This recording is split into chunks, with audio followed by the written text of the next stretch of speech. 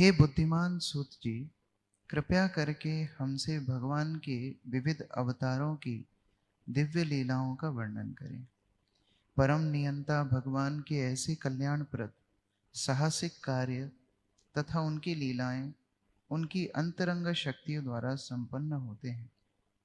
तात्पर्य: भौतिक जगतों की उत्पत्ति, पालन तथा संहार के लिए पूर्ण पुरुषोत्तम भगवान स्वयं हजारों रूपों में अवतारित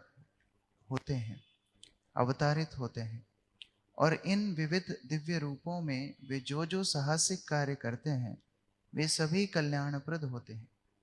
जो लोग ऐसे कार्यों के समय उपस्थित रहते हैं तथा जो ऐसे कार्यों की दिव्य गाथाओं को सुनते हैं वे दोनों लाभान्वित होते हैं। ये बहुत ही महत्वपूर्ण श्लोक है। यहाँ पर सूत गोस्वामी को सभी सौनकादि ऋषि प्रश्न पूछ रहे हैं और हम लोग जानते हैं क्रमबद्ध जो प्रश्नों की सूची है, लेकिन इसमें हम लोग देख रहे हैं सौनकादि ऋषियों की उत्सुकता श्रवण करने की कितनी है। प्रश्न तो हम सभी पूछते हैं। आगे सेकंड कैंटो में प्रभुपाद तात्पर्य में बोलते हैं एवरीबॉडी इज आस्किंग क्वेश्चंस।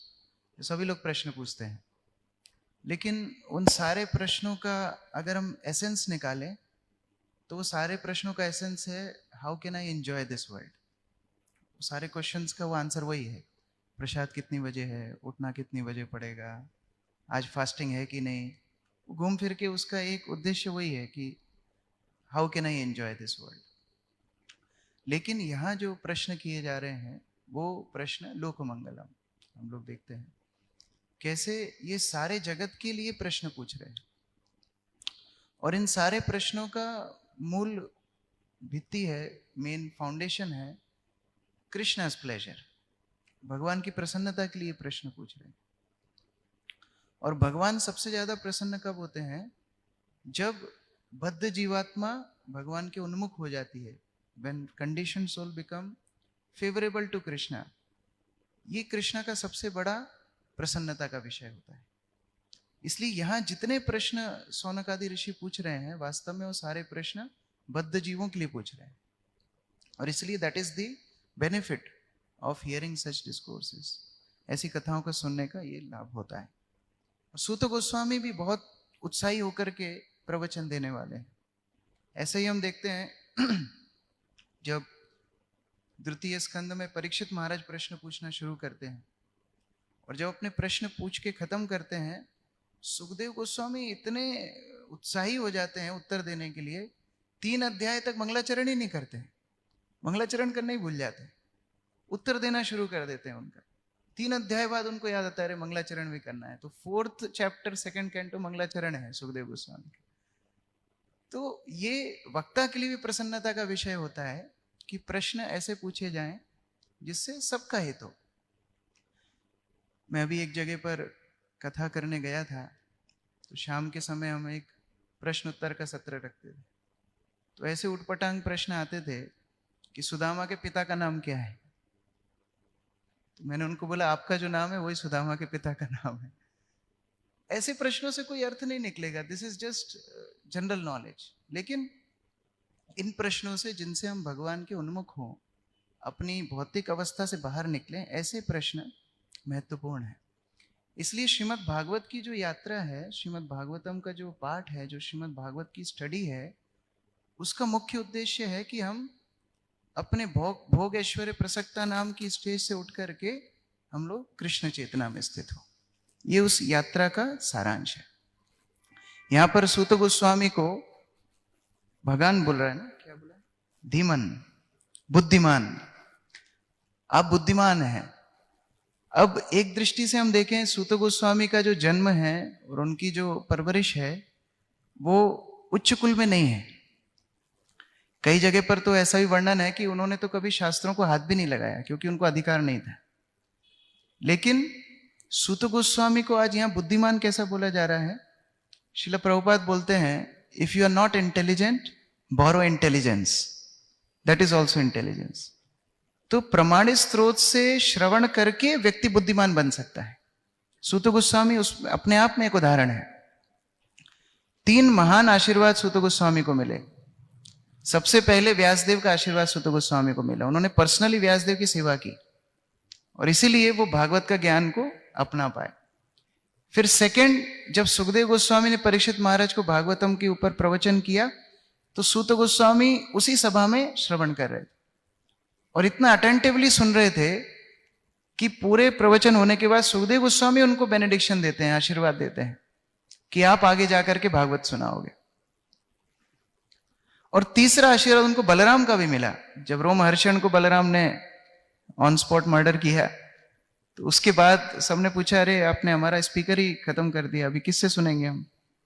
तो फिर बलराम ने आशीर्वाद दिया था कि पिता का प्रतिनिधि पुत्र होता है तो सूत गोस्वामी विल स्पीक, तो बलराम का भी आशीर्वाद मिला, तो इसलिए वो बुद्धिमान बन गए। तो हम देखते हैं कि कई बार लंबी स्टडी से या बहुत गहन अध्ययन से कोई सोच सकता है कि वो बहुत बड़ा बुद्धिमान बन जाएगा, लेकिन वास्तव में ये जो पथ है, आध्यात्मिक मार्ग का पथ है, वो आशीर्वाद का पथ है।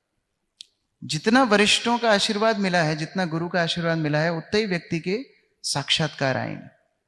और इसीलिए श्रवण बहुत आवश्यक है, गुरुजनों से श्रवण करना बहुत आवश्यक है। यहां पर श्रील प्रभुपाद अंतिम लाइन में बोल रहे हैं तात्पर्य की, प्रभुपाद बोल रहे हैं कि जो भगवान इतने अमानवीय कार्य करते हैं, इतने बड़े बड़े कार्य करते हैं, तो जिन लोगों ने उसको देखा है प्रत्यक्ष रूप से वो तो भाग्यशाली हैं ही, लेकिन जो उसका श्रवण करते हैं वो उतने ही भाग्यशाली है।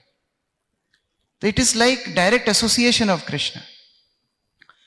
इसीलिए श्रवण के माध्यम से हमारी आसक्ति, हमारा प्रेम भगवान से जागृत होता है। क्योंकि जैसे कोई व्यक्ति के साथ हम बहुत लंबे समय तक रहते हैं तो उससे नेचुरली अटैचमेंट हो जाता है। कई बार हम कई घरों में देखते हैं कि पति की मृत्यु होती है, कुछ समय बाद ही पत्नी की मृत्यु हो जाती है। हमने अपने दादाजी को भी देखा, दादी की मृत्यु हुई, 2 महीने बाद दादाजी की भी मृत्यु हो गई। प्रेम भक्ति प्रभु बता रहे थे, एक डाली में 2 फूल, एक जाएगा तो दूसरा भी जाएगा।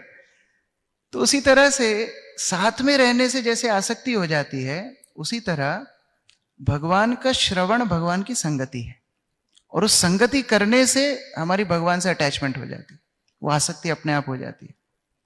जैसे वामन देव की कथा में शुक्राचार्य जब बलि को रोक रहे होते हैं तो शुक्राचार्य बहुत अच्छा तर्क देते हैं। वो बोलते हैं 7 जगह पर झूठ बोला तो चलता है, और फिर वो बताते हैं, बहुत सारी कैटेगरी बताते हैं कि वित्त, अर्थ है, नर्म और विवाह है। तो उसमें विवाह भी बोलते हैं कि अगर किसी 2 लोगों का विवाह कराना हो और आप उनकी बहुत प्रशंसा करो एक दूसरे के घर पे जाके, भले ही झूठी प्रशंसा हो तो भी कोई दिक्कत नहीं है, उसका पाप नहीं लगता। जैसे कई बार लोग पूछते हैं ना, ये लड़की कैसी है, इससे हम लोग सोच रहे हैं हमारे लड़के का विवाह कराने के लिए, तो लोग बहुत ग्लोरिफिकेशन करते हैं, अरे ये ऐसी तो आपको मिलेगी नहीं, ये तो एकदम सतोगुण से उतरी है, एकदम इतना गुणगान करते हैं कि घर को एकदम स्वर्ग बना देगी। वो शादी के बाद पता पड़ता है। फिर लोग पूछते हैं, अरे आपने बोला था घर को स्वर्ग बना देगी, तो हमने पूरी बात तो सुनी नहीं आपने हमारी। घर को स्वर्ग बना देगी और घर वालों को स्वर्गवासी। तो इसी तरह से जब हम किसी का गुणगान ज्यादा करते हैं ना, तो बिना देखे, बिना उसके साथ रहे भी आसक्ति हो जाती है। जबकि भगवान की कथा में तो भगवान खुद प्रेजेंट है, ही इज पर्सनली प्रेजेंट। तो जब हम भगवान की कथा सुनते हैं तो ऑटोमेटिकली उनसे अटैचमेंट हो जाता है। एक्चुअली हम ऐसे पथ पर हैं जिसको हमने कभी देखा नहीं, अनुभव नहीं किया, मतलब बद्ध अवस्था में हम उसके लिए अपना पूरा जीवन दे रहे हैं। इसीलिए ऐसा अटैचमेंट श्रवण के माध्यम से ही पॉसिबल है। उदाहरण है रुक्मिणी।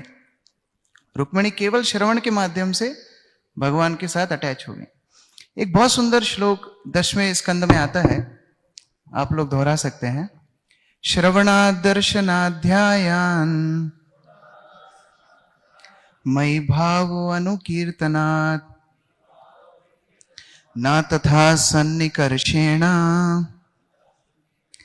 प्रतीयाता ततो घृणान्। ये श्लोक 10th कैंटो में 2 बार आया है, और भगवान ने इसको दोनों बार भगवान ने ही बोला है, और 2 अलग अलग लोगों को बोला है। एक बार भगवान इस श्लोक को बोलते हैं द्विज पत्नियों को। द्विज पत्नी जब भगवान के पास आती हैं, सब भोग वगैरह लेकर के भगवान स्वीकार करते हैं, तो भगवान उनको बोलते हैं Transcendental love for me arises by devotional process of hearing about me, seeing my deity form, meditating on me, and faithfully chanting my glories. The same result is not achieved by mere physical proximity. Please go back to your homes. भगवान बता रहे हैं कि जो श्रवणाद, मेरा श्रवण करता है, दर्शनाद, जो मेरे विग्रह का दर्शन करता है, ध्यानान, जो मेरा ध्यान करता है, और मई भावो अनुकीर्तनात्, जो मेरे कीर्तन करता है, मेरी महिमा का गुणगान करता है, ये चारों लोगों को जो मेरा सानिध्य मिलता है वो सन्निकर्षेण, मेरे साथ में रहने वालों को भी नहीं मिलता है। तो हम सामान्यतः सोचते हैं कि भगवान की कथा, जो हम चर्चा भी कर रहे थे कि हम श्रवण कीर्तन करेंगे तो भगवान की संगति मिलेगी, लेकिन भगवान बोल रहे हैं उस संगति से भी ऊपर है भगवान की कथा का श्रवण। क्योंकि भगवान की लीला को जब हम प्रत्यक्ष रूप से देखते हैं तो उसको कितना समझ पाएंगे उसकी गारंटी नहीं, लेकिन जब हम भगवान के भक्तों से श्रवण करते हैं तो सुख मुखात वो अब डायरेक्ट फिल्टर होकर के आ रहा है, उसमें और मधुरता जोड़ करके आ रही है, उसमें और साक्षात्कार जोड़ करके आ रहा है। यही श्लोक भगवान ने गोपियों को भी बोला। गोपियों ने भगवान को सीरियसली नहीं लिया, लेकिन द्विज पत्नियों ने भगवान को सीरियसली लिया। भगवान बोलते हैं हाँ, आप लोग मुझसे दूर रह करके मेरा ध्यान करोगे तो ही मेरी संगति मिलेगी। द्विज पत्नियां वापस जाती हैं। तो ये श्रवण की, मनन की, चिंतन की विशेषता बता रहे हैं। आगे परीक्षित महाराज भी सुखदेव गोस्वामी को बहुत सुंदर वर्णन करते हैं और बताते हैं कि ये श्रवण के लाभ क्या क्या है, ये श्रवण के लाभ क्या क्या है। तो 6 बेनिफिट्स ऑफ हियरिंग, मैं सुन रहा था एक भक्त के प्रवचन में, वो बता रहे थे कर्ण रम्याणी। हम जब भगवान की कथा सुनते हैं तो कानों को बड़ी मधुर लगती है। अब कोई बोलेगा हमको तो बॉलीवुड सॉन्ग्स भी मधुर लगते हैं। पुरानी ट्यून में, बॉलीवुड ट्यून में अगर कोई हरे कृष्णा कीर्तन भी गा दे तो अलग ही भाव आ जाता है डिवोटीज का, क्योंकि वो पुराने गानों से आ सकती है, वो हरिनाम से आ सकती नहीं है। लेकिन आगे परीक्षित महाराज बोलते हैं मनोज्ञानी न च प्रभु, ये कान को तो अच्छी लगती है, लेकिन मन को जो संतुष्टि चाहिए, जो संतोष चाहिए, जो एलिवेशन चाहिए, जो प्यूरिफिकेशन चाहिए, वो सारा हरिनाम, वो सारी हरि कथा देती है। और 6 बेनिफिट बताते हैं। सबसे पहला बताते हैं अपैति अरति। सामान्यतः जीवेर स्वरूप होए कृष्णेर नित्यदास, हम भगवान से आसक्त रहते हैं मुक्त अवस्था में, लेकिन जैसे ही हम बद्ध अवस्था में आते हैं वो रति अरति में बदल जाती है, एवर्जन में बदल जाती है। हम लोग को भगवान के साथ में रहना पसंद नहीं है, उनकी कथा सुनना पसंद नहीं है, उनका नाम लेना पसंद नहीं है, अरति। तो श्रवण का ये इफेक्ट होता है कि वो अरति को रिवर्स कर देती है रति में। So it converts detachment from lord to attachment to the lord. Second बताया है अपैति वितृष्णा। वितृष्णा मतलब केवल हम भगवान से डिटैच नहीं हुए हैं, मटेरियल वर्ल्ड के प्रति हमारी आसक्ति भी हो गई है, मटेरियल वर्ल्ड के प्रति आकर्षण भी हो गया है। तो जितना मटेरियल वर्ल्ड के प्रति आकर्षण हुआ है उतना कचरा हमने अपने हृदय में भर लिया है, और श्रवण के माध्यम से वो हार्ट क्लीन होता है, वो हृदय का शुद्धिकरण होता है, चेतो दर्पण मार्जनम। इसलिए श्रवण का दूसरा लक्षण है अपैति वितृष्णा। तीसरा है सत्वम च। कोई व्यक्ति रजोगुण में है, तमोगुण में है, अभद्र वस्तुएं उसके हृदय में है, उसको उठा करके भगवान की कथा सत्व गुण में स्थित कर देती है, सत्वगुण में स्थित कर देती है। इसलिए हम देखते हैं ऐसे खुखार बैकग्राउंड वाले डिवोटीज भी फिर विनम्रता की भाषा बोलने लगते हैं। एक्चुअली ऐसा कोई कोर्स तो हमारा होता नहीं है कि पब्लिक स्पीकिंग कोर्स या बिहेवियरल साइंस, ऐसा कुछ। हम लोग तो भागवतम या भगवत गीता का ही अध्ययन करते हैं, लेकिन उसी से धीरे धीरे वो परिवर्तन आने लगता है, सत्वम आने लगता है। और इसका एक और अर्थ है कि जितने भी अभद्र वस्तुएं जीवन में हैं, अमंगलकारी वस्तुएं, वो सारी टल जाती हैं। लोग कई बार ज्योतिषियों के पास जाते हैं, अपने ग्रह नक्षत्रों का चार्ट दिखवाते हैं, कई रेमेडीज भी लेते हैं, लेकिन वास्तव में अगर कोई श्रीमद् भागवतम का आश्रय ले तो उसके सारे ग्रह अपने आप सेटल हो जाते हैं।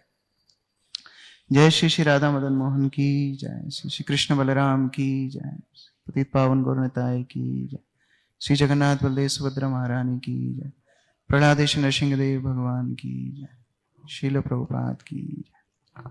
जैसे एक डिवोटी कपल है, उनकी मैरिज को लगभग 28 साल हो चुके हैं। 28 साल पहले उन्होंने अपने चार्ट्स दिखवाए थे ज्योतिषी को, और ज्योतिषी ने बोला था कि नॉट हैपनिंग, ये होना ही नहीं है, ये विवाह हो ही नहीं सकता। आपके कितने गुण होते हैं? 36 होते हैं, कितने होते हैं? 36 होते हैं। उनके शायद 2-4 भी नहीं मिल रहे थे, और इतनी मतलब उसने बोल दिया था कि अगर आप ये विवाह करोगे निश्चित टूटेगा। लेकिन भक्तों की इच्छा थी कि उनका विवाह हो, तो वो जा करके अपने शिक्षा गुरु को बताते हैं कि ऐसी ऐसी बात है, ज्योतिषी ये बोल रहा है। शिक्षा गुरु बोलते हैं कि देखो, अगर आप दोनों साथ में बैठ करके रोज जप करोगे, और अगर आप दोनों पति पत्नी 1 घंटा भागवत साथ में रोज पढ़ोगे, आपका कोई ग्रह नक्षत्र कुछ नहीं बिगाड़ सकता। 28 साल हो गए उनकी शादी को, उनको कुछ नहीं हुआ। कहने का अभिप्राय, सारी जो अभद्रता है, अमंगल ग्रह भी होते हैं, कई पूर्व संचित हमारे कर्म हैं, गटरी हैं, पास्ट हैबिट्स हैं जो हमको बार बार सताती हैं, वो सारी चीजों को सत्वेन उठा करके व्यक्ति को सत्वगुण पे रखने की जिम्मेदारी हरि कथा की रहती है, कृष्ण कथा की रहती है। चौथा है शुद्धति। हार्ट में अनर्थों को तो शुद्ध हरि कथा करती है, लेकिन चेतना को भी शुद्ध करती है। हम शिल प्रभुपाद का उदाहरण देखते हैं। शिल प्रभुपाद ने जब प्रचार शुरू किया, अमेरिका में गए, तो उन्होंने कौन सी टेक्निक्स का इस्तेमाल किया था? क्या वो सेमिनार्स दे रहे थे, कि वो पीपीटीज थी उनके पास, कि उनके पास क्या चीजें थी? Of course we use these tools in Krishna service, but उनके अभाव में भी, जब उनके पास ये सारी फैसिलिटीज नहीं थी, तो भी ओनली सपोर्ट शिल प्रभुपाद हैड वाज कृष्ण कथा। वो कृष्ण कथा के माध्यम से उन्होंने निम्न से निम्न श्रेणी के लोगों को उच्च से उच्च कोटि का वैष्णव बना दिया।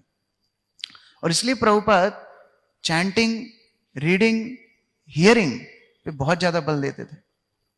कुछ दिन पहले भागवतम क्लास में चर्चा हो रही थी कि शिल प्रभुपाद नाराज हो जाते थे कि भक्त लोग सुनते क्यों नहीं है, श्रवण क्यों नहीं करते।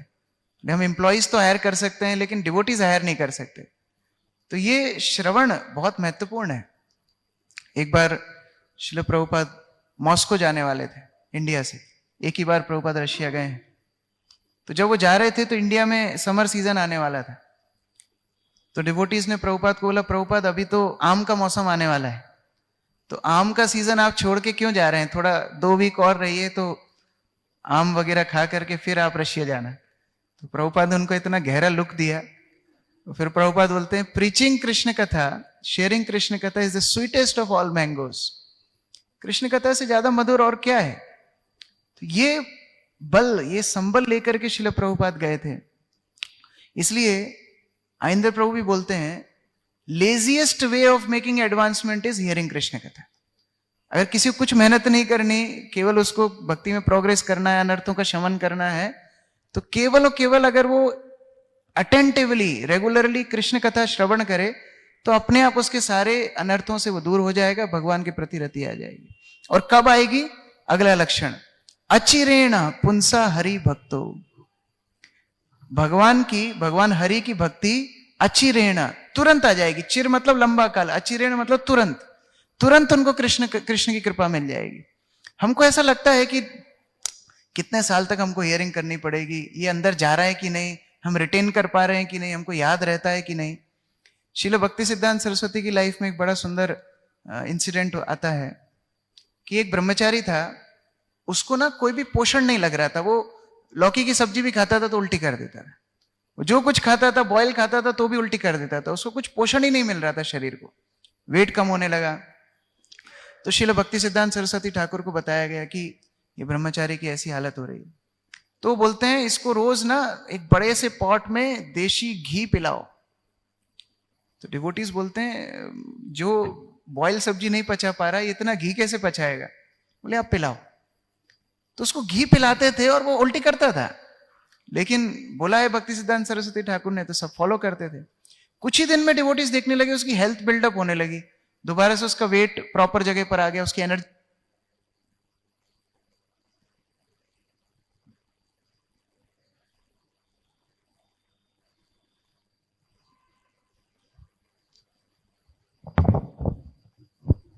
तो उसके एनर्जी लेवल्स बढ़ गए, वो ठीक हो गया।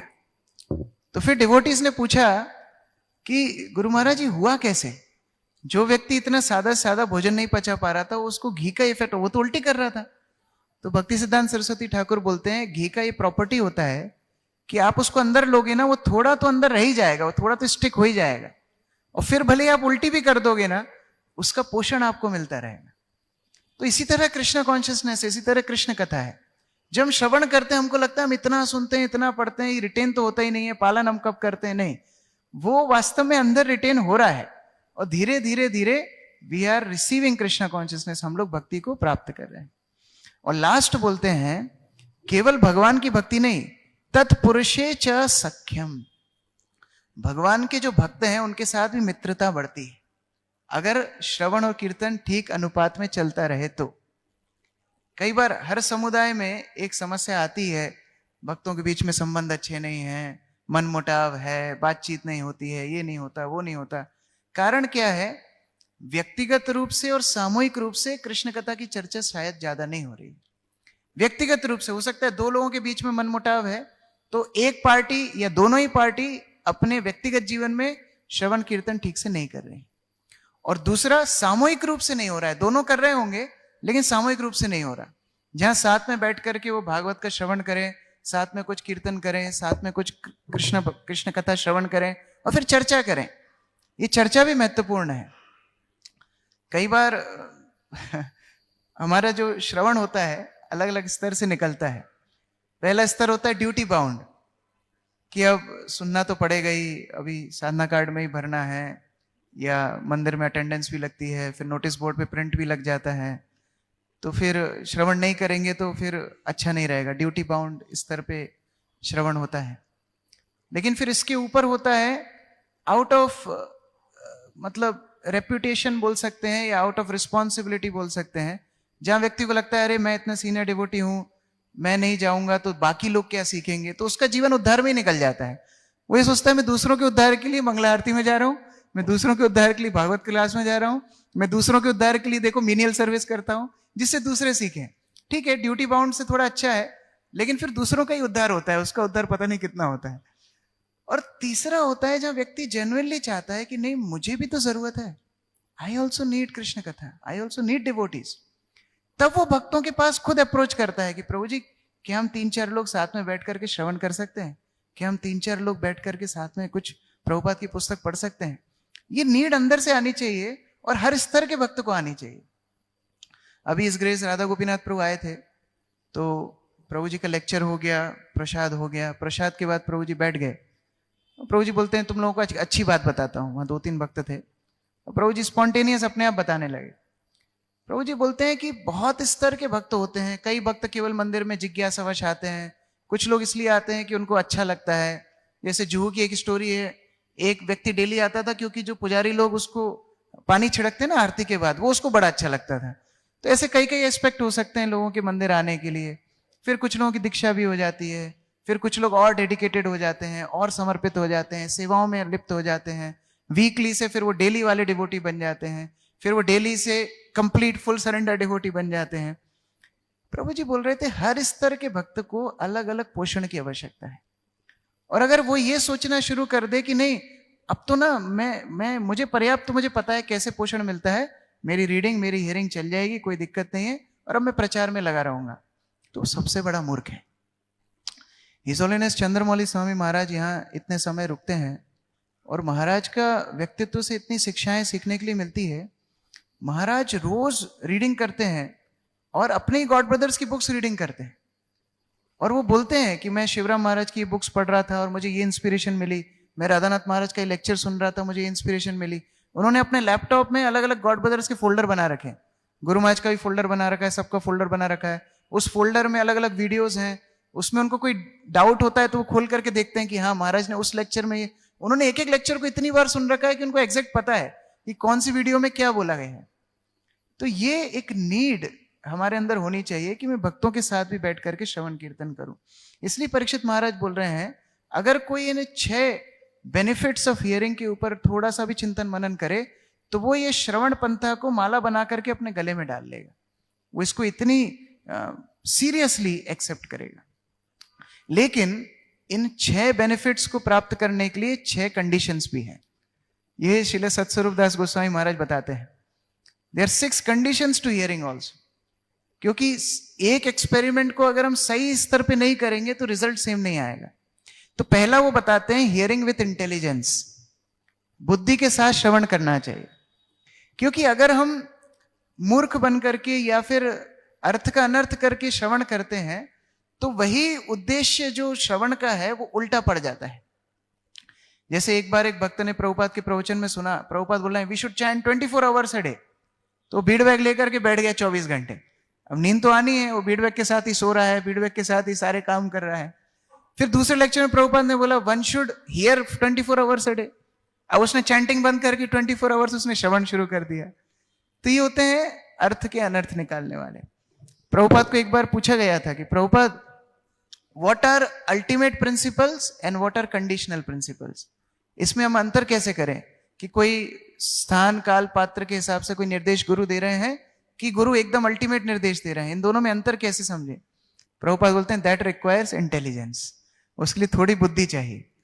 अगर हम थोड़ी बुद्धि नहीं लगाएंगे तो उल्टा हो जाएगा। वो एक प्रचलित कथा हम लोग आपस में चर्चा भी करते हैं ना कि एक गुरु घोड़े के ऊपर जा रहे थे, शिष्य भी साथ में जा रहा था, घोड़े से सामान गिरता है, वो नहीं उठाता है।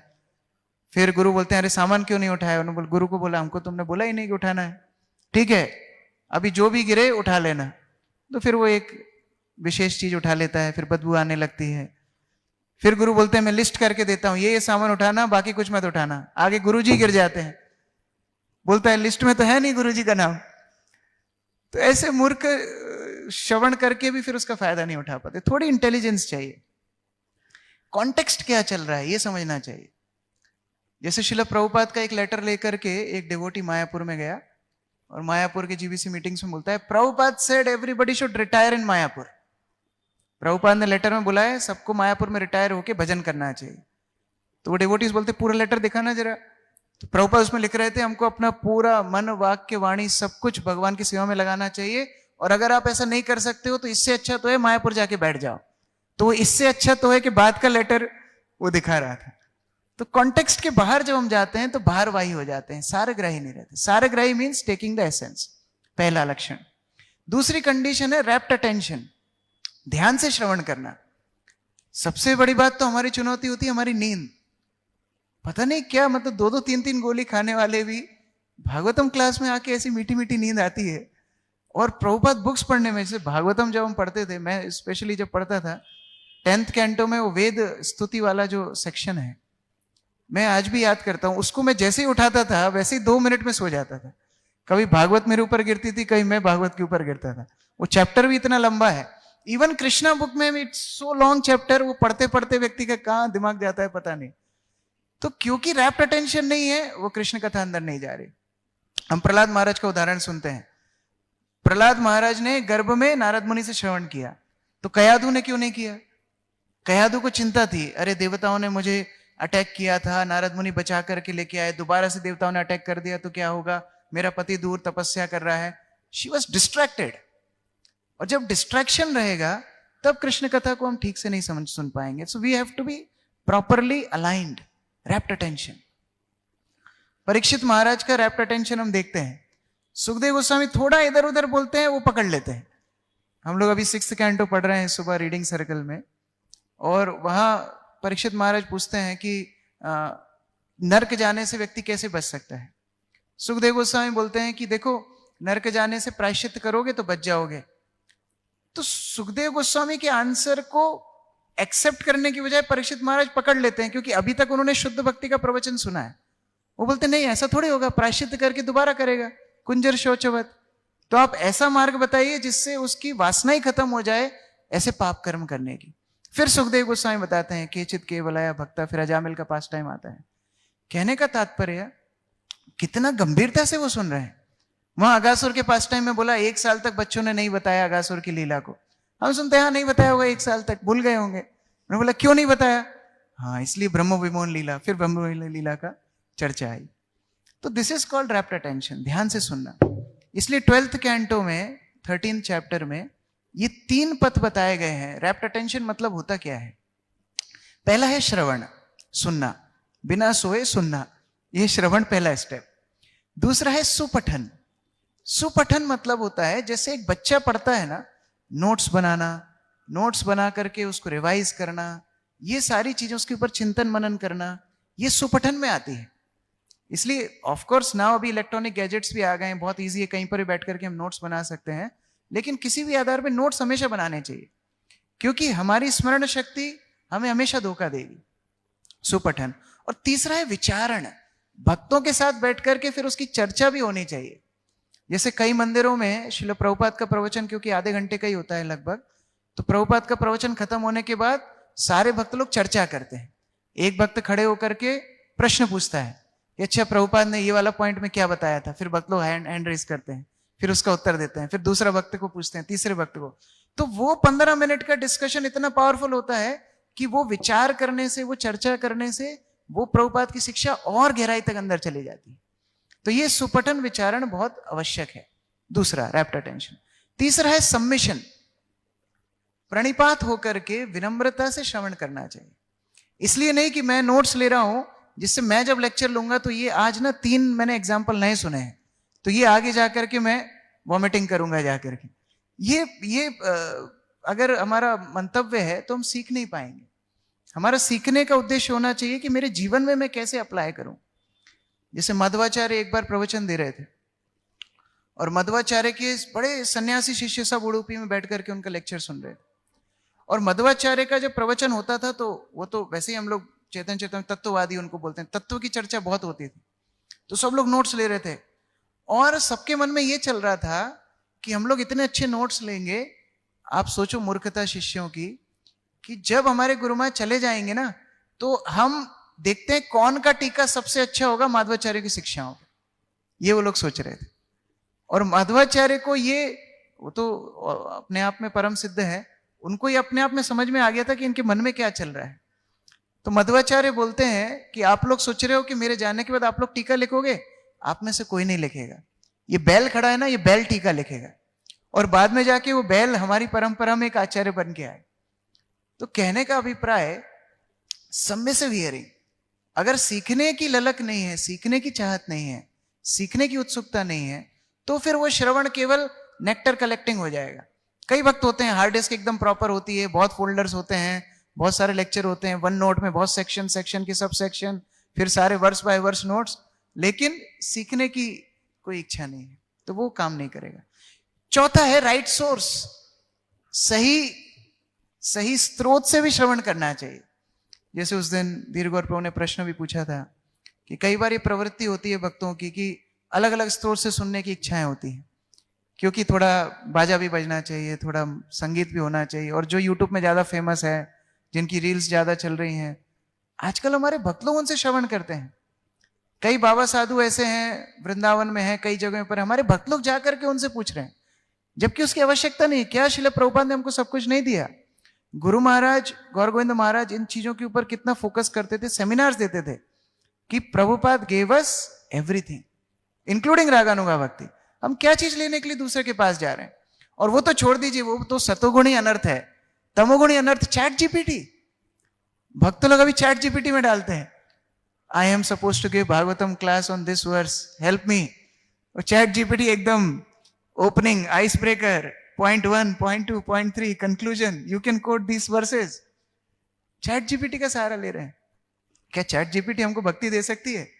ऑफ कोर्स ये सारे टूल्स हम इस्तेमाल कर सकते हैं युक्त वैराग्य के प्रिंसिपल से, लेकिन जो गुरु के चरणों में बैठ करके श्रवण करने का लाभ मिलता है, जो भक्ति विनोद ठाकुर बोलते हैं कि भक्तों के आप पास बैठ करके श्रवण करो, ये कंप्यूटर से भक्ति नहीं आने वाली है। हम जब गुरु के सानिध्य में वरिष्ठ भक्तों के चरणों में बैठ करके श्रवण करते हैं, भागवत बोलती है उनके स्पीच से, उनके वर्ड से सैफरन पार्टिकल्स की बारिश होती है। जैसे भगवान के चरणों में जो केसर लगा है, वो केसर भक्तों के मुख की कथा से बारिश होती है हमारे ऊपर। ये हियरिंग का राइट सोर्स का फल है। और अन्यथा क्या होगा कि केवल नेक्टर सर्फिंग, नेक्टर कलेक्टिंग, कोई ज्ञान बांट रहा है और कोई ज्ञान बटोर रहा है, लेकिन ट्रांसफॉर्मेशन, परिवर्तन कुछ नहीं आ रहा। चैतन्य चरण प्रभु ने राधानाथ स्वामी महाराज से पूछा कि महाराज एक सही सोर्स, सही वक्ता सही प्रवचन दे, उसके लिए उसका क्या मंतव्य होना चाहिए? तो महाराज बताते हैं कि जो सही वक्ता है वो हमेशा ये सोचेगा कि मेरे श्रोताओं को सबसे ज्यादा जरूरी क्या है। ये नहीं कि हमने 4 कहानियां सुनी है तो अब कैसे ना कैसे उसको फिट करके सुना दे, out of context, out of benefit. नहीं, कैसे हमारे श्रोताओं को लाभ मिले, ये सही स्रोत सोचता है। इसलिए जब हम गुरु महाराज के प्रवचन सुनते हैं, हम लोग देखते हैं कि वो इतने शास्त्र उन्होंने पढ़े। इस्कॉन में जब ये सारी किताबें ट्रांसलेट भी नहीं हुई थी, बृहद भागवतामृत, कृष्ण संहिता, पुराण, ये सब के ऊपर गुरु महाराज सेमिनार देते थे 1980s में। लेकिन जब उज्जैन में गुरु महाराज प्रवचन देते थे, तो क्या इस एक भी स्क्रिप्चर में से कोटेशन हमको देते थे? हार्डली, क्योंकि उनको पता था अभी हमारे लिए क्या आवश्यक है। गुरु महाराज बोलते थे साथ में सहयोग करो, साथ में सेवा करो, एक अच्छा वातावरण बनाओ। मुझे बहुत अच्छा लगता है जब उज्जैन में कोई आता है और बोलता है कि भक्त लोगों का व्यवहार कितना अच्छा है, भक्त लोग कितने अच्छी सेवा करते हैं, और उतना ही दुख मुझे होता है अगर मैं सुनता हूं कि भक्त लोग के बीच में झगड़ा चल रहा है। ऐसी शिक्षाएं गुरु महाराज देते थे, क्योंकि हमें उसकी आवश्यकता उस मोमेंट पे सबसे ज्यादा है। तो सही स्रोत से श्रवण करना चाहिए। और आखिरी में, सही स्रोत से सुनने के बाद अगर कोई व्यक्ति 4 नियमों का पालन और गुरु के उद्देश्य को पूर्ण करने के लिए जो प्रतिबंध संस्था में है उसका पालन नहीं करता, फॉलोइंग रूल्स एंड रेगुलेशंस, तो फिर भी श्रवण पंथा काम नहीं करेगी। सब कुछ करने के बाद भी 4 नियमों का खंडन हो रहा है, प्राइवेसी में कुछ उल्टे सीधे काम चल रहे हैं, ये सारी चीजें अगर हम करते हैं, श्रवण अंदर जाएगा ही नहीं। हम कितना ही रैप्ट अटेंशन से सुन लें, कितने ही गुरुजनों का एसोसिएशन ले लें, सीनियर भक्तों के इर्द गिर्द मंडराते रहे भंवरे की तरह, लेकिन तब तक वो अंदर नहीं जाएगा जब तक हम बेसिक जो भक्ति के नियम है, हर आश्रम के अपने अपने नियम है, उस मर्यादा के भीतर अगर नहीं रहेंगे तो वो श्रवण अंदर नहीं जाएगा। और 6th पॉइंट है following the orders of spiritual master. फिर व्यक्ति को चिंतन मनन करना चाहिए कि मैं कैसे गुरु के निर्देश का पालन कर सकता हूं। पहले तो श्रवण किया, मनन किया, चिंतन किया, ध्यान से सुना, सही स्रोत से सुना, 4 नियमों का पालन किया, उसके बाद कि गुरु महाराज ने, श्रील प्रभुपाद ने ये इंस्ट्रक्शन दिए हैं, मैं इसका पालन कैसे कैसे कर सकता हूं। और ऐसे शिष्य के मुख से फिर गुरु बोलना शुरू करते हैं। ऐसा शिष्य जब प्रचार करता है तो गुरु उसके मुख से बोलना शुरू करते हैं, क्योंकि अभी उसने गुरु के साथ आत्मसात कर लिया है। प्रभुपाद भागवत के शुरू में क्या लिखते हैं? श्रील भक्ति सिद्धांत सरस्वती ठाकुर को ऑफर करते हैं श्रीमद् भागवत और बोलते हैं he always lives in his instructions and follower lives with him. जो इंस्ट्रक्शन का पालन करता है गुरु का, फिर उनका अनुयायी, उनका शिष्य हमेशा गुरु के साथ रहता है, उनके मुख से गुरु बोलते हैं। जैसे कृष्ण मुकुंद प्रभु मुझे शेयर कर रहे थे, वो वृंदावन गए और हिज होलीनेस गोपाल कृष्ण गोस्वामी महाराज से मिलके आए। तो गोपाल कृष्ण गोस्वामी महाराज उस समय प्रभुपाद हाउस से बाहर निकल रहे थे, तो भक्तों ने इंट्रोड्यूस कराया कि ये लोग उज्जैन से आए महाराज। तो महाराज इतना खुश हो गए, महाराज बोलते हैं follow instructions of Bhakticharu Maharaj as it is, because whatever he speaking is instruction of Srila Prabhupada. ये आत्मसात शिष्य होता है, उनके मुख से जो कुछ निकलेगा वो प्रभुपाद की इंस्ट्रक्शन है।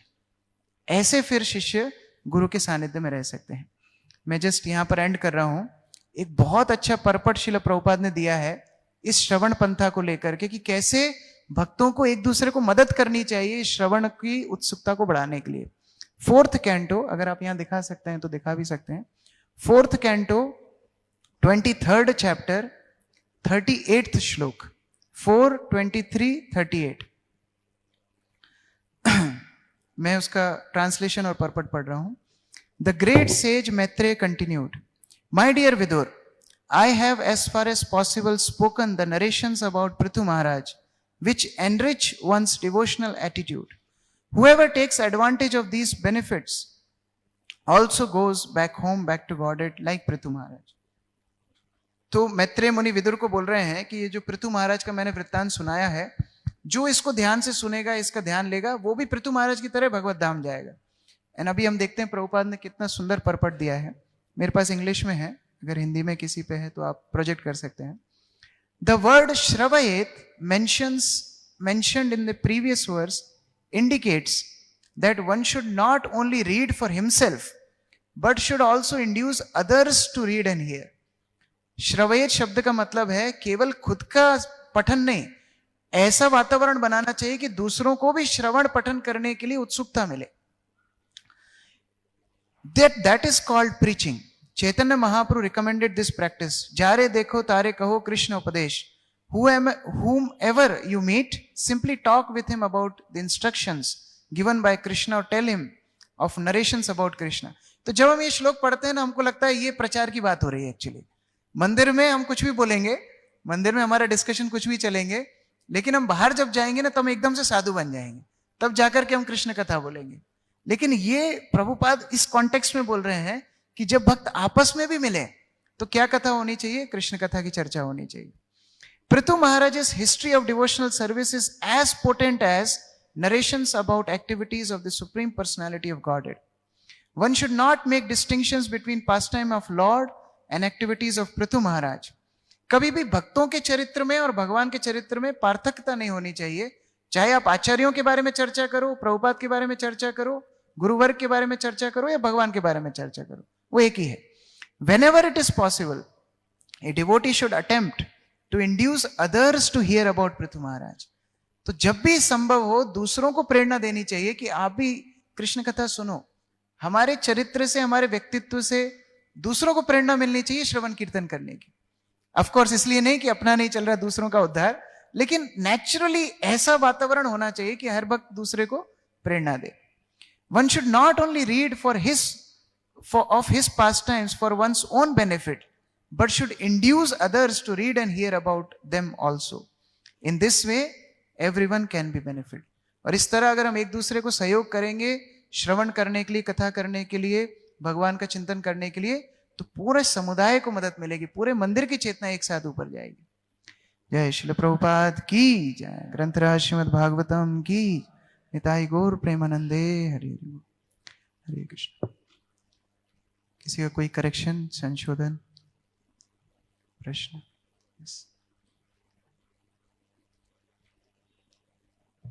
एक माइक वेंटिलेटर पे है तो आप तेज बोल सकते हैं। पीछे कालिंदी मोहन प्रभु।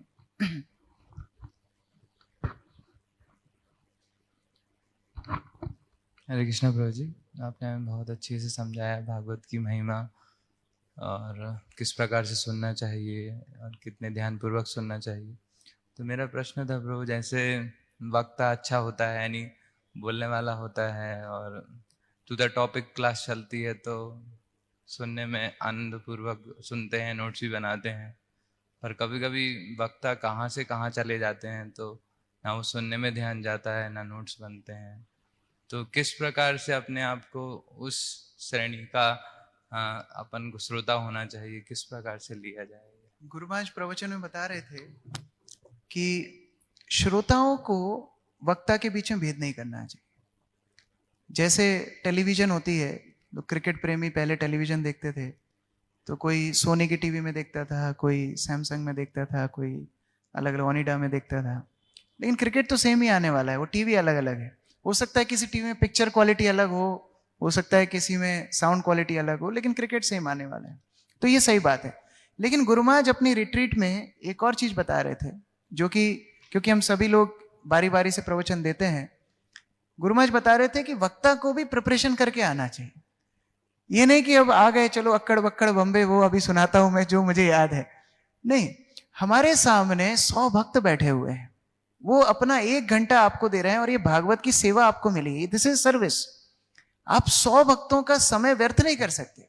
ऑफकोर्स व्यर्थ नहीं होता है, क्योंकि कृष्ण कथा कैसी भी हो वो मधुरी है, वो अंदर जाके शुद्धिकरण करने वाली है, लेकिन उनकी अगर रुचि कथा में नहीं हो रही है, उनका अगर भागवत के प्रति रुचि नहीं बढ़ रही है, तो फिर पर्पस फेल हो गया। इसीलिए गुरु महाराज इसके ऊपर बल देते थे कि हमको प्रिपेयर करके आना चाहिए। वो स्पॉन्टेनियस क्लास वो लोग दे सकते हैं जिनका साक्षात्कार का स्तर बहुत ऊंचा हो। गुरु महाराज खुद प्रिपरेशन करते थे, सेमिनार्स के नोट्स बनाते थे, प्रॉपर वो नोट्स लेकर के जाते थे, उन नोट्स से लेक्चर देते थे। राधानाथ स्वामी महाराज को भी हम देखते हैं, बड़ी सी डायरी लेके जाते हैं, उसमें से देख करके प्रॉपर वो सिस्टमैटिक लेक्चर देते हैं, क्योंकि एक सेवा है। जैसे हम रसोई करने जाते हैं, रसोई करने में ऐसा नहीं कि चलो आज ये 4 डब्बे आगे रखे हैं, इन 4 डब्बों को लेकर के मैं कुछ बनाता हूं। हम लोग रेसिपी फॉलो करते हैं, नहीं इसमें ये डलता है, इसमें वो डलता है, उसके बाद ये डाल, तब प्रॉपर प्रसाद बनेगा। उसी तरह वक्ता को ये सोचना चाहिए कि एक सेवा है, मैं अच्छे से श्रवण करूं, इस विषय के ऊपर जितने भक्तों के प्रवचन हैं आजकल इंटरनेट पे अवेलेबल हैं, इसके ऊपर कई टीकाएं हैं, प्रभुपाद के परपट हैं, प्रभुपाद के प्रवचन हैं, लेटर्स हैं, वेदावेश में आप ये एक एक शब्द डालेंगे, जैसे श्रृणवान एक शब्द डालेंगे, बहुत कुछ प्रभुपाद का उसके ऊपर आ जाएगा। तो हम प्रभुपाद के उनके लेटर्स से ले सकते हैं। इन सारी चीजों को लेकर के हम एक अच्छा सर्विस के माध्यम से भक्तों को अगर समर्पित करते हैं, वो भक्तों का आशीर्वाद हमको मिलता है। तब हम वो पालन करने में समर्थ होते हैं। तो अगर हम इसको सेवा की दृष्टि से देखेंगे तो अपना जी जान डालेंगे, तो वो जरूरी है।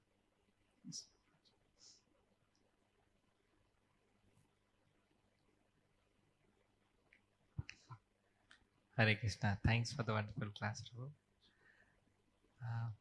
ये एक चुनौती समय समय पे हमारे पास आती रहती है कि जैसे कुछ भक्त हैं जो कीर्तन उतना अच्छा नहीं करते हैं पर कीर्तन करने की जिद करते हैं, या कुछ क्लास उतना अच्छा नहीं देना जानते हैं पर क्लास देना चाहते हैं। तो like one is individuals inspiration versus common inspiration. तो ज़्यादातर मैं तो इसी डायरेक्शन में रहता हूँ कि like people should not suffer because of one's individual desire. इस पर कुछ आपने कहीं सुना हो, कुछ शेयर करना चाहें? मैंने दोनों राधानाथ स्वामी महाराज से और गुरु माँ से दोनों से इस विषय में श्रवण किया है। राधानाथ स्वामी महाराज को एक बार पूछा गया कि महाराज कोई भक्त अच्छा नहीं गाता है लेकिन अगर हम उसको स्लॉट नहीं दें तो उसका मन दुखता है, तो क्या करना चाहिए? तो महाराज बोलते हैं ऑब्वियसली हमको भक्त को मन नहीं दुखाना चाहिए, उसको प्रेरणा देनी चाहिए, लेकिन जो बाकी 1000 भक्त मंदिर में हैं उनके मन को आप दुखा रहे हो, उसका क्या? तो आप ऐसे समय पे उसको प्रशिक्षण दो। अगर आप इतना ही उसके लिए इंस्पायर्ड हो तो आप बैठ करके उसको सिखाओ गाना। आप अपने, हम लोग जब वॉइस में थे तब भी नए नए बच्चे बोलते थे हमको नरसिंह आरती गानी है, तो हम बोलते ठीक है आप हमारे पास बैठो गा के सुनाओ। वो गलतियां करते थे उसको सुधारते थे और फिर जब वो रेडी हो जाते थे फिर उनको स्लॉट देते थे। तो डायरेक्ट फील्ड में उतारने से हो सकता है बाकी भक्तों की डिससर्विस हो जाए। तो या तो हम ऐसे स्लॉट्स दें जहां पर कम लोग रहते हैं, वो लोग वहां प्रैक्टिस कर सकते हैं कीर्तन का स्पेशली, या आश्रम में 2-4 भक्त बैठ करके उनको मदद कर सकते हैं, प्रभु जी ऐसा गाओ, ऐसा आपको बीट रखनी है, ऐसा प्रोनाउंसिएशन करना है, ऐसी ट्यून रखनी है, परफेक्ट हो जाएंगे। फिर ये तो हमारा घर ही है, हम लोग दे सकते हैं। क्लास के लिए गुरु महाराज को एक बार पूछा गया था, एक्चुअली मेरा ही एक गुरु महाराज के साथ पर्सनल था, तो मैं गुरु महाराज को बोल रहा था गुरु महाराज ये सीनियर डिवोटी भी आए हैं, ये सीनियर डिवोटी भी आए हैं, और गुरु महाराज बोल रहे थे एक जूनियर डिवोटी को क्लास देने के लिए। तो मैं कई विकल्प दे रहा था, तो गुरु महाराज बोलते हैं इट्स नॉट अबाउट सीनियर और junior, it's about who can give a good class. क्योंकि आप इतने सारे भक्तों को देख रहे हैं, उनकी सेवा महत्वपूर्ण है। तो आप बाकी जो भक्त लोग अभी प्रैक्टिसिंग स्टेज पे हैं, हम सभी प्रैक्टिसिंग स्टेज पे हैं, लेकिन जिनको ज्यादा प्रशिक्षण चाहिए वो लोगों को फिर हम भगवत गीता क्लास या आश्रम में कोई क्लास या छोटे समुदाय के लिए क्लास दे करके उनको प्रशिक्षण दे सकते हैं, और जब वो परिपक्व हो जाए वो फिर यहाँ पर क्लास देने के लिए रेडी हो सकते हैं। और क्लास का एक सिंपल फंडा है, राधापाद प्रभु बताते हैं कि स्पॉन्ज जो है ना, स्पॉन्ज अगर खाली है आप उसको कितना ही दबाओ कुछ नहीं निकलने वाला है, और स्पॉन्ज अगर पानी में सोक्ड है और फिर आप उसको दबाओगे तो उसमें से पानी निकलेगा ही निकलेगा। तो ये बोलना कि हम क्लास अच्छी नहीं दे पाते हैं, उसका एक कारण ये भी है कि हम श्रवण कीर्तन उतना नहीं करते हैं। अगर उतनी गहराई से हम श्रवण करें, उतनी गहराई से हम श्रवण पठन भी करें प्रभुपाद की पुस्तक का, तो स्पॉन्ज जैसे अपने आप बाहर भी आएगा। तो अगर ये प्रशिक्षण दिया जाए और फिर चुनिंदा भक्तों को हम क्लास दें तो क्या बाकी लोगों की भी रुचि बनी रहेगी। नहीं तो धीरे धीरे 100 से घट के 50, 5, 2 भक्त लोग भी सोचते हैं अब 8:30 बज गए, 15 मिनट ही बैठना पड़ेगा, चलो क्लास में चला जाता हूं। तो फिर ये सारे रिपरकेशंस भी हमको देखने पड़ेंगे। So individually inspiring and then collectively we should do what is best for the community. Hare Krishna. Srila Prabhupada की जय, समवेत भक्त वृंद की जय, ग्रंथराज श्रीमद् भागवतम की जय, निताय गौर प्रेमानंदे।